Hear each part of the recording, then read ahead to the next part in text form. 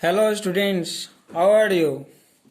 Once again I am among you with this new topic. As you know that I am discussing to you about history class at chapter 2, the establishment of company power in India.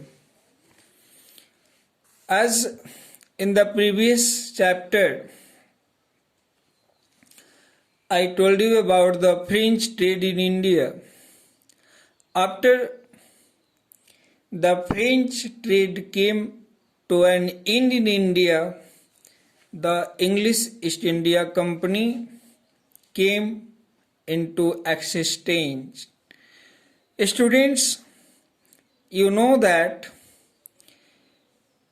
Spain was defeated in AD 1588, and after the defeat of the Spain, English East India Company became one super naval power in India. There was no comparison of English naval power in the world. The English merchants began to look with the greedy eyes towards India and towards Asian trade. And in this condition and in this sequence, a group of English merchants, English traders organized a company. The main aim of the company was to trade with the East. And with this objective, East India Company came to be in existence. After that, Queen Elizabeth also granted a charter on December 31, 1600. And this very charter was named East India Company, and this very charter East India Company was given the only monopoly of the trade with the East. After that, Hawkins, who was the ambassador of James I, you know who was he? He was the King of England. James I was the King of England, and Hawkins was the ambassador of James I. Once he visited the court of Jahangir in 1609, and Jahangir gave him a farman, an order to set up an English factory at Surat. Jahangir gave him order that he could establish a trading company, a trading center or factory, you can say, at Surat.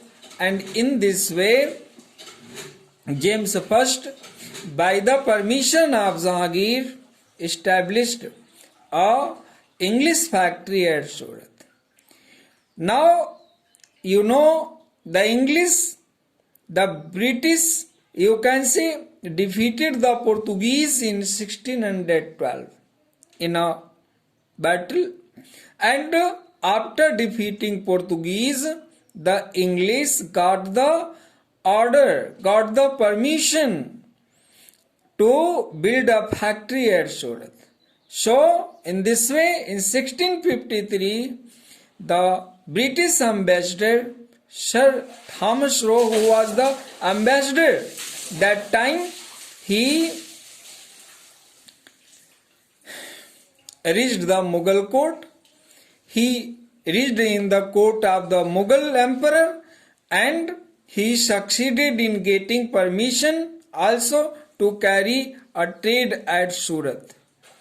And in this sequence, he was free to open factories at many places So he opened the factory at Agra, Ahmedabad and Bhuj.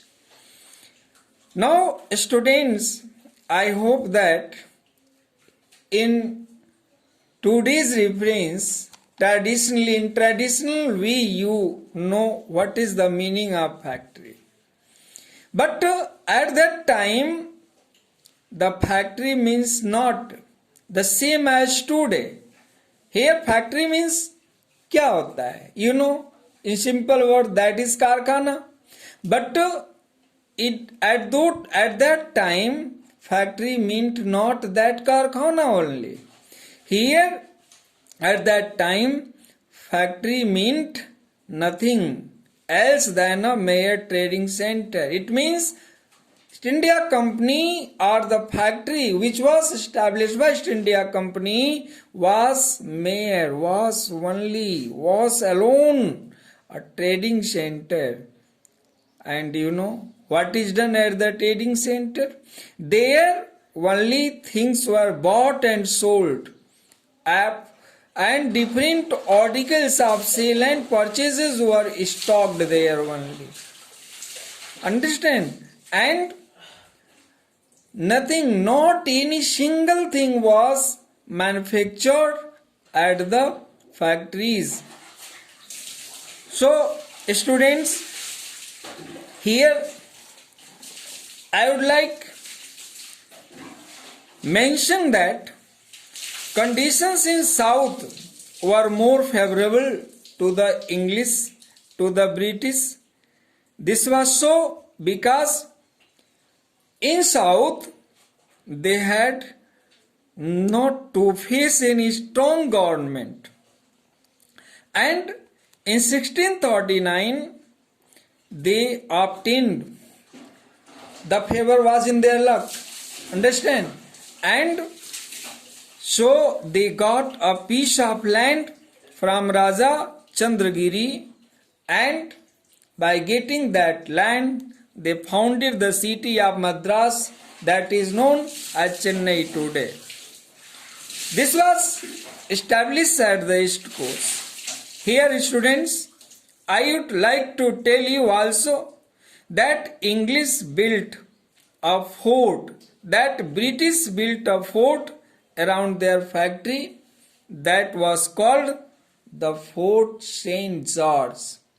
The fort which was built by the British around their company, that fort was called by the name of Fort St. George, and this was the headquarters of the English settlements in India. From this headquarters, English did all their business, you can say. Now students, further I would like to describe